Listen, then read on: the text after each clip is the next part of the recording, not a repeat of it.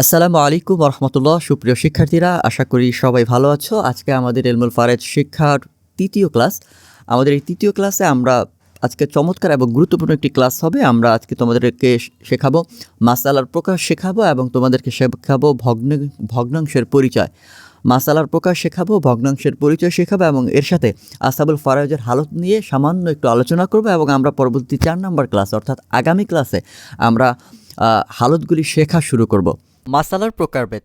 মাসালা মোট 3 প্রকার। তো এখানে ফারায়েজের মাসালাটা কি ফারায়েজের সেটা যদি সহজভাবে বলি, মাসালা হচ্ছে আমরা ফারায়েজের অঙ্কটা যখন করব, ফারায়েজের বন্টনটা যখন করব, তখন আমরা কোন ভিত্তি ধরে সম্পদটাকে কয়টা ভাগ করে আমরা সেই বন্টনটা করব বা বন্টনটা শুরু করব, সেটাকে মাসালা বলা হয়। আসলে তোমাকে একটা অসাংবিধানিক, অর্থাৎ কোনো পাঠ্য বইয়ে তুমি এই সংজ্ঞাটা পাবা না। আমি বলে দিই তুমি বোঝার কারণে, তুমি আবার এটা অন্য কাউকে বলতে যাও না, তুমি শুধু বুঝবা, কারণ অন্য কাউকে বললে সে অবশ্যই তোমার এই বিষয়টা নিয়ে হাসি ঠাট্টা করতে পারে। তো এটা বিষয়টা কি, মাসালা বলতে কি বোঝায়? এখানে মাসালা লেখা আছে না, এই মাসালা, এখানে মাসালাটা বলতে দেখো, এখানে এক ব্যক্তি মারা গেছে, এখন ওনার যে এই যে ওনার মাঝে আর ওনার মাঝে আমি সম্পত্তিটা ভাগ করে দিব।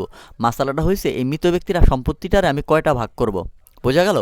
এই মৃত ব্যক্তির সম্পত্তিটাকে আমি কয়টা ভাগ করব, সেটাই হচ্ছে মাসালা। বলে কি এখানে মাসালা কত? এখানে মাসালা 2, অর্থাৎ মৃত ব্যক্তির সম্পত্তিটাকে আমি 2 ভাগ করব।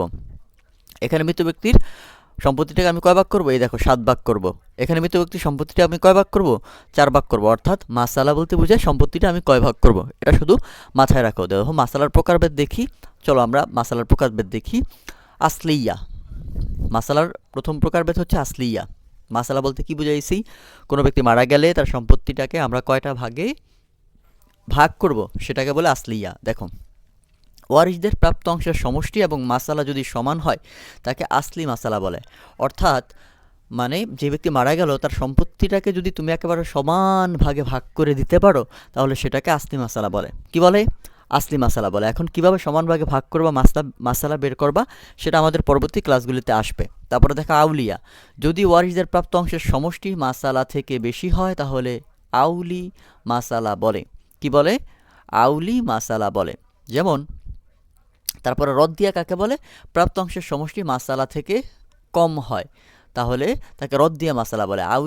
আউলি মাসালা কি বলে? আউল মানে বৃদ্ধি পাওয়া। অর্থাৎ তুমি সম্পত্তি দিছো, ভাগ করে দিছো, কিন্তু ভাগ করে দেওয়ার পরে সবার ভাগে ঠিকমতো পড়েও যদি সম্পত্তি বৃদ্ধি পায় সেটাকে কি বলে? আউলি মাসালা বলে। আর সম্পত্তি যদি সবার ভাগ করে দেওয়ার পরে কম হয়, নির্দিষ্ট মাসালা থেকে যদি সম্পত্তি সবার ভাগ করে দেওয়ার পরে কম হয়, তাহলে সেটাকে রদ্দিয়া বলে। কি বলে? সেটাকে রদ্দিয়া। এবার আমাদের দেখতে হবে ভগ্নাংশের পরিচয়। আমাদের ভগ্নাংশের পরিচয় কেন দেখতে হবে? কারণ হচ্ছে এটা খুবই গুরুত্বপূর্ণ ফারায়েজের ক্ষেত্রে, কারণ তোমাকে ভগ্নাংশ আকারেই মাসালাগুলি, সম্পদগুলি বন্টন করতে হবে, মুনাসাকার অঙ্কগুলি করতে হবে। তো এই ক্ষেত্রে তোমাকে শিখতে হবে মাখরিজ এবং কাসরের পরিচয়। ইলমুল ফারাজের অত্যন্ত গুরুত্বপূর্ণ একটি অংশ হলো ভগ্নাংশ।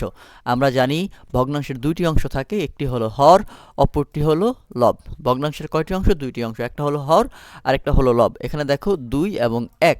এখানে বলো তো কোনটা হর এবং কোনটা লব? যেটা নিচে সেটাকে বলে হর এবং যেটা উপরে সেটাকে বলে কি?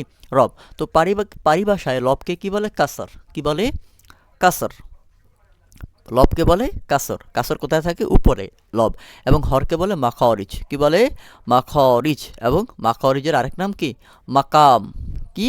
মাকাম। কোথায় থাকে? নিচে থাকে। ঠিক আছে, এখানে দেখো 2 আর 1, এখানে 1 হলো কাসর এবং 2 হলো মাখরিজ।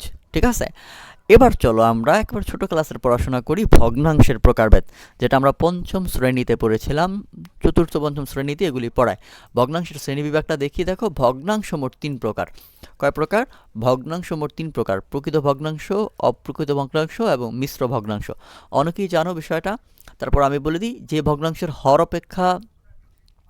লব অপেক্ষা বড় তাকে প্রকৃত ভগ্নাংশ বলে। অর্থাৎ যে ভগ্নাংশের হর লব অপেক্ষা বড় তাকে বলা হয় প্রকৃত ভগ্নাংশ, এবং অপ্রকৃত ভগ্নাংশ ওটার উল্টোটা। যে ভগ্নাংশের হর লব অপেক্ষা ছোট, অর্থাৎ উপরের লব নিচের হর অপেক্ষা ছোট, সেটাকে বলা অপ্রকৃত ভগ্নাংশ। আর যদি ভগ্নাংশ যদি এমন থাকে যে আগে একটা 1 সমস্ত 3-এর 2, 5 সমস্ত 4-এর 1, এটাকে বলা কি হয়? মিশ্র ভগ্নাংশ। উল্লেখিত এই জ্ঞানকে বলা হয় ইলমুল হিসাব। কি বলা হয়? ইলমুল হিসাব। তো আমাদের এই ক্লাসটা এখানেই শেষ হবে, আমাদের 3 নম্বর ক্লাসটা এখানেই শেষ হবে এবং পরবর্তী ক্লাসে আমরা হালত নিয়ে আলোচনা করব এবং পরবর্তী ক্লাসটা খুবই গুরুত্বপূর্ণ হবে এবং আমাদের এই কোর্সের প্রত্যেকটা ক্লাসের লিঙ্ক দেওয়া রয়েছে ডিসক্রিপশন বক্সে, প্লেলিস্ট দেওয়া রয়েছে, সেখানে গিয়ে যদি তুমি আমাদের এই 10টা ভিডিও দেখো, আশা করছি তুমি ইলমুল ফারাজের ভয় কেটে ইলমুল ফারাজকে জয় করতে পারবে। এতক্ষণ সাথে থাকার জন্য জাযাকাল্লাহুল খাইর।